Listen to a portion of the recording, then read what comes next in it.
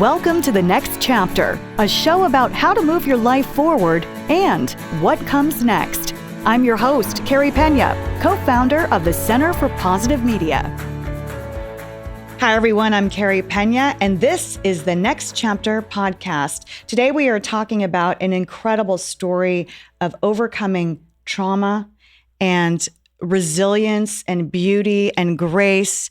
So many lessons to learn from this guest, Carey Gerst. Thank you so much for being here. Thank you for having me. It's an honor to be here. You're the first guest in our new studio setup. We've been doing this podcast for a few years. We've had incredible guests on, and we really wanted to double down on this podcast because the concept is all about the next chapter and turning the page. And what I really care about is illustrating to people that no matter where you've been, no matter what you have been through, you can always turn the page. And you're someone who I think is perfect to represent this as our first guest of our next chapter here in our studio. So thank you for being here. Thank you. You've gone through so much in your life. You have gone through recovery from addiction, from trauma, sexual abuse, domestic violence. Yes. But today we're talking about how you have forged a new path.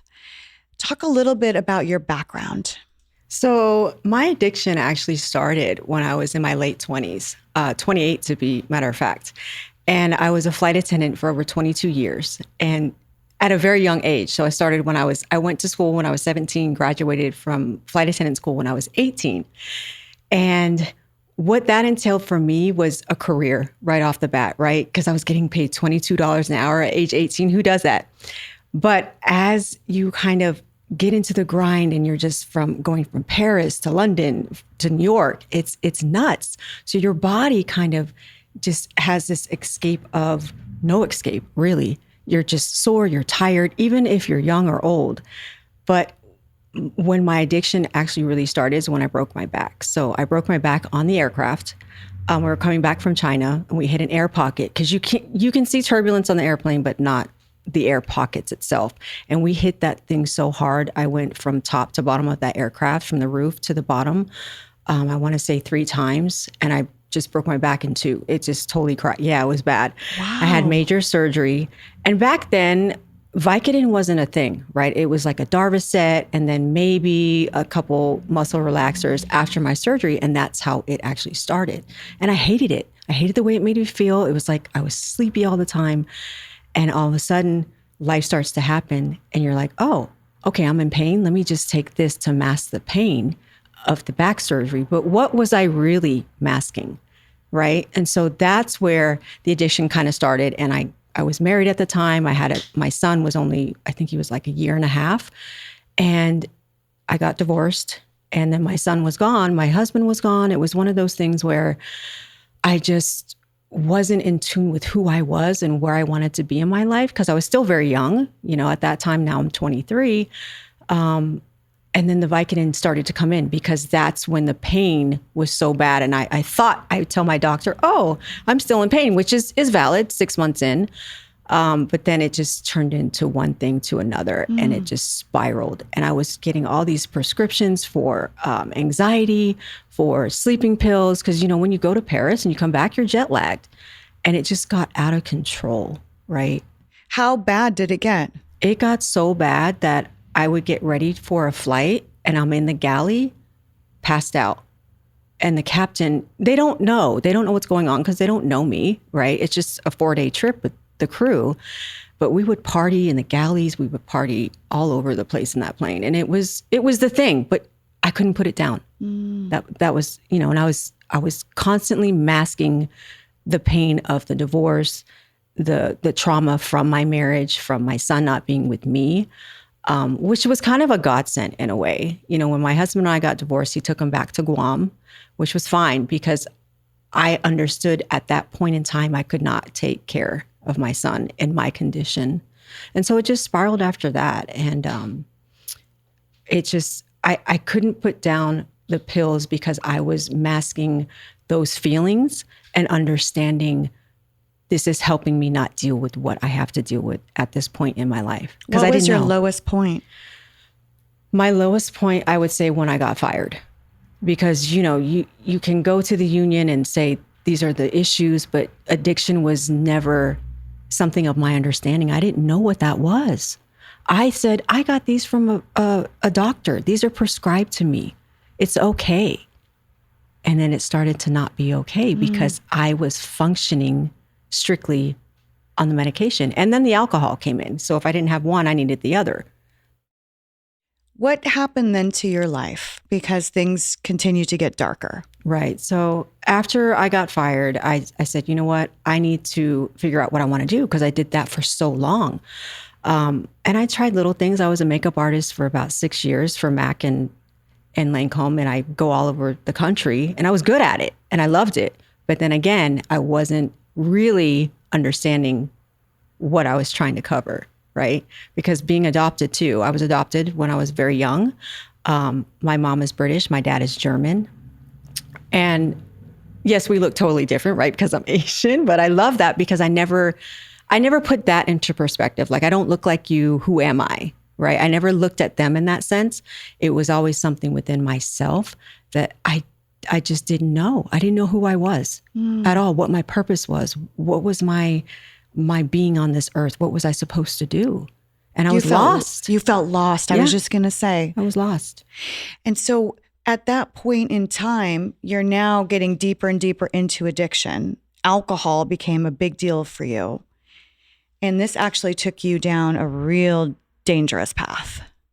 It really did because, as life goes on and, I can put it down for a little bit or not take as much. And I would do this at home. I didn't go out and party with people and I didn't have those plugs is what they say or hookups of people. I just did it on my own because I thought it was okay. I was getting it from the doctors. But, it got so bad to where I got arrested. I was in Texas. I was arrested because I just kept chasing and chasing that. And you run out of money because it's expensive. When you do pills and cocaine and then alcohol all together, it's just ridiculous. And so I went to jail. And when I was in jail, I was in there for about 1.5 years. Wow. Yeah, it was in Texas. It's no joke. No air conditioning, no nothing. But, you do those things and you don't expect luxury. You can't do that. However, when I was in jail, in prison, I didn't understand I could not put the alcohol down. I knew I couldn't do the drugs, right? Because there was no education while you're behind those doors. You just count your time. Day 1's done and you go to day 30. And there was no really set understanding that I can't do the drugs, but I can maybe do the alcohol because I still didn't understand what the addiction was at that point. And so when I got out, I was able to not pick up the drugs, but the alcohol was there because I didn't think I had a problem with alcohol. I just knew it was the pills and the cocaine. How much were you drinking?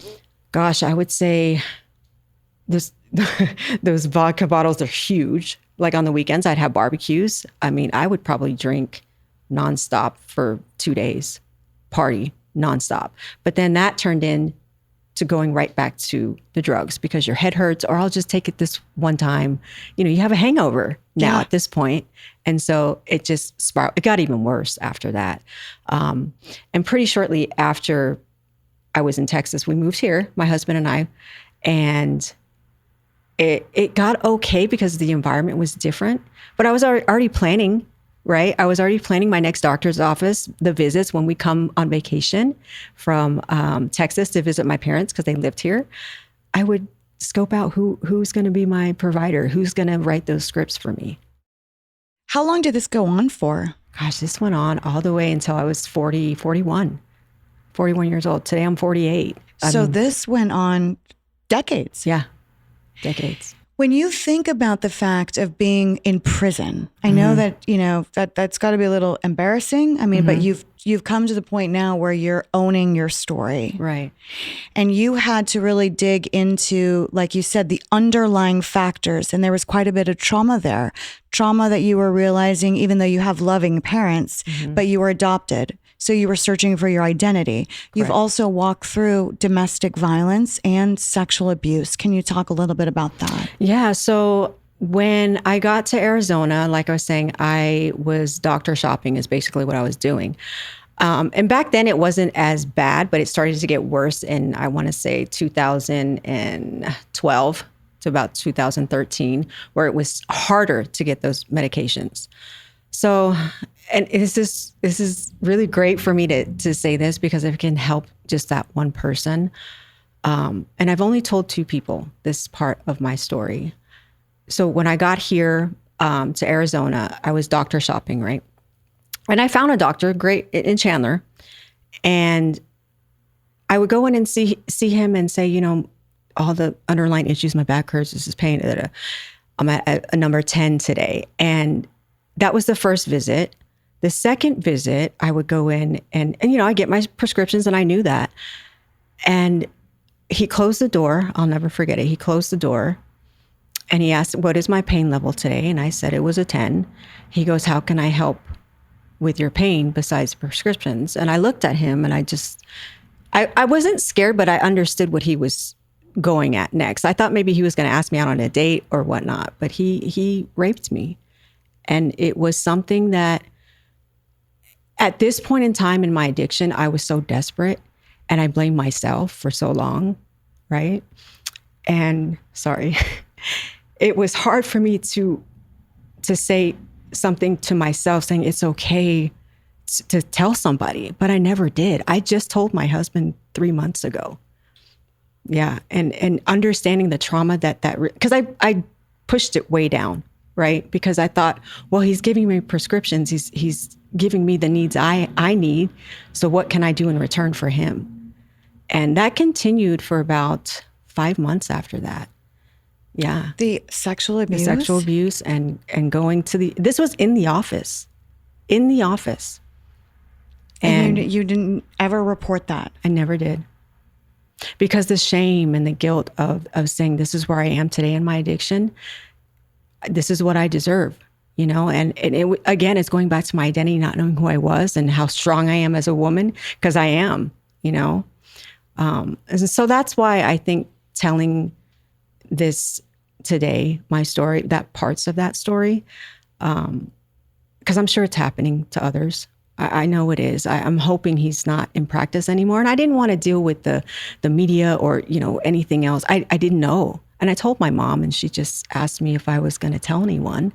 And we didn't know what to do at this point, because once I said this and spoke about it, I was sober, right? So I think it's important to understand, and it's okay. It's okay to reach out. It's okay. How does it feel right now sitting here saying this aloud, not only to me, but in front of the cameras? We're in a studio. Our team is here. How does it feel to speak these words? It feels good, because I know if, like I said, if I can help just one other female or male, it could be happening to anyone. You're not alone. And this journey that you're on, it will end, but you have to make that decision to get the help. And you really have to dig deep within yourself. And that's the hardest part, right? Is to, okay, you can admit you have the problem, but what are you going to do to try and fix that? What was your turning point? My turning point was definitely when I got arrested a second time here in Arizona. And I said, you know what? I'm either going to die, because I will die with this addiction, doing the pills I did and as much as I did a day, or I'm going to kill somebody else. And I'm going to lose everything. I'm going to lose my family. I'm going to lose my husband. He wasn't my husband at the time, but he is now. He was with me through this entire addiction, and I just was tired of being sick and tired. And getting to know who I am today is such a beautiful thing. And I'll say to you is take your time. The process is long, but it's so worth it. Do you remember the moment when you said, I'm done with this? And I think this is so important for people who are watching, who are still in it, or might be hearing you and saying, well, Carey, what do I do? What do I do? This thing has a hold on me. Mm-hmm. So I knew that if I didn't change this now, like when I got out of jail, the second time, my husband came to pick me up. And we were driving home. I was detoxing. It was the worst feeling in the world. But I said, babe, I'm done. This is it. And of course, I've said that many times before, but I knew in my heart and in my soul that this was the last straw for me. And I went into detox immediately. I want to say 12 hours after getting released.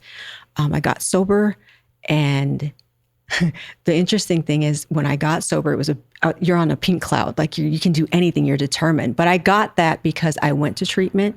I did my 90 days. I would have stayed 200 if they let me, but I couldn't. And I did the IOP. I did everything that I was supposed to do, but I also understood who I was while I was doing it, because now I could see colors. I could see the facets of what the sky looks like, what the actual cactuses and the flowers, everything around me. And it was so beautiful. And I said, this is what I don't want to look back. So the next chapter is going to be a beautiful story, but it might be hard, and it was hard. But I kept going. I never looked back. How do you stay sober? I surround myself with beautiful human beings, like-minded people, and people that just want to embrace who they are, and they just don't know how to get there quite yet. And just doing my artwork, my own business, my resin art. So we have to share with the audience, because you are on this incredible trajectory as an artist, as an entrepreneur. And this is what I love about this show. I think it is important to talk about the hard things we've gone through. I think it's important to, of course, be honest about the trauma, but I don't want to have people sit in the trauma. I want to talk about the triumph.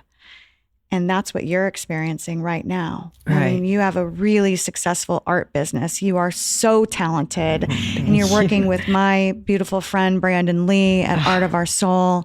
So just tell the audience all of the great things that you have going on. Oh, gosh. So when I got out of treatment, I took an art class. This is so funny. Brandon's going to laugh at this, because we talk about, we don't do, detailed artwork and brush strokes and 1, 2, 3 paint the numbers. But that's what I did. That's what I did in treatment. And I was like, oh gosh, this is horrible. But I loved using my hands. I loved to incorporate, colors and just being able to create even just abstract anything. And I sucked at it. However, I got out of treatment, and I went on YouTube, and I was like, oh, what is this resin? And it was so amazing. And after I started watching a few videos, because I really wanted to do more colors and not focus so much on the ocean art until I understood how to do it. And then I just made that my craft, right? So I put myself out there, and I went on social media, and I started doing my own artwork. And it was horrible at first, right? Because you spend thousands of dollars on these products that medium is very expensive. But I just gave myself that time and that grace to understand and know the resources and connect in that community of art. And it's so huge. And people will just flood you with messages saying how great things look, or, give you advice on things. Because you're working in not just creating art that you sell, these beautiful wine glasses and various glassware. And I mean, you make art out of everything. It's incredible. But you're also working in the art healing space, which has to be interesting for you to be able to tell people your story and help them with their journey. Right. So funny how I met Brandon. So I was on LinkedIn, and he posted like some coasters and a bowl. And I was like, the colors were amazing. I loved it. And I direct messaged him. I feel so embarrassed. I said, I want to buy these. Where can I buy them? And so that's how we kind of got connected. And then about a year later or so, I reached out to him, and I said, hey, I love what you're doing with Art of Our Soul. I wanted to volunteer just to get out of the house, because in between me, getting back into the workforce, I worked for a mental health center and did very well there, but it got too mundane for me, and it was just, my focus wasn't that company anymore. And I decided to go and get my own business. So I did my resin art, then I did reselling, which is amazing. But I was like, what else is there? And I literally sat there while I was doing my my listings, and I said, God, please direct me to where I need to be, because I know I have so much more to give, and I have much more to offer people, not just myself. But it was lonely, because when you work from home by yourself, and then you're just doing all these things and just focusing on social media by yourself, it gets lonely. And I knew that's not a safe space for me. So I'm very extroverted.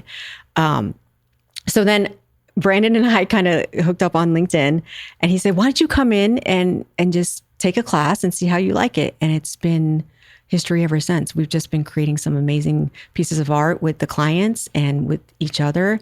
And he just brings so much joy into my space that I'm allowing, because I'm learning to allow that. And he's just fantastic. Kristen and myself, we wouldn't be where we are today without the whole Art of Our Soul team. And what do you, there's so much to learn from your story, but what do you want the audience, if there was one takeaway that you said, please listen to this, or please feel this, what do you want that to be? I would say do it afraid, because it's scary. Do it afraid, but you will learn so much more while you do that, while you're scared. And that's the biggest leap, is to actually do it while you're afraid. And I say that because I didn't in the beginning. Like, I was afraid not to, I didn't want to be judged, and I didn't want to let my parents down. But at the end of the day, it's just you, and you can do it. And stay connected. Reach out. We're here. I answer all the direct messages, and I wear it on my sleeve, my story, as much as I can. Do you feel like you're healed, or is it a continuous journey? Absolutely not. It's a continuous journey every day, every single day. Carey, thank you so much. Thanks for your bravery and telling your story. I really think that, folks like you who lean into the honesty can help so many people. So I appreciate you. And thanks for being our guest on the Next Chapter Reboot. Thank you so much. It was an honor. In our pink chairs. I love it. I appreciate you. And thanks to all of you for watching and listening to The Next Chapter. I'm Carey Pena.